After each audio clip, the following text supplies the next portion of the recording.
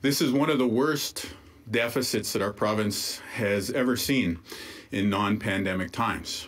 And you should have heard about this before you cast your ballots this year. In just a matter of months, Manitoba's deficit increasing fourfold, going from $363 million to a whopping $1.6 billion. The current NDP government blaming the previous PC government of being dishonest with Manitobans when it comes to the province's finances. The news coming in the province's 2023-24 second quarter report covering the government's finances till September 30th, just days before Manitobans went to the polls to choose a new government.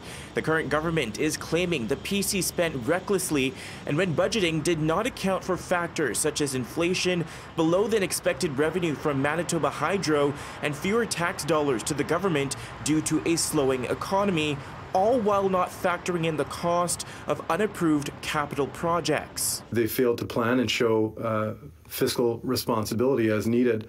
They also very clearly attempted to obscure what was actually happening here with our fiscal situation. Former Premier and leader of the PC party, Heather Stephenson, during a scrum Tuesday following question period, said she takes no responsibility for the increase in deficit and says the government is playing politics by releasing the quarterly report earlier than usual.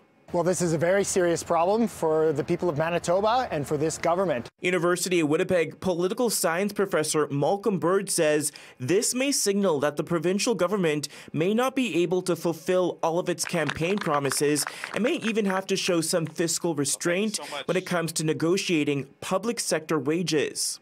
This is what governments do. They have to make very difficult choices with scarce resources. More money is wasted on debt interest payments when that debt goes up because of that deficit and not on things the government should be spending money on like roads, hospitals, everything like that. Despite the financial pressure, the government says they are committed to fulfilling their campaign promises. There's no easy solution here. I do think governments are going to need to look at increasing revenues. We've had huge tax cuts over the last 7 years, and frankly, I don't think they're sustainable. Now, the province says a third-party audit is already underway examining the previous government's spending. The province also says that it will be releasing its mid-year fiscal update in the coming weeks. In Winnipeg, Djan, City News.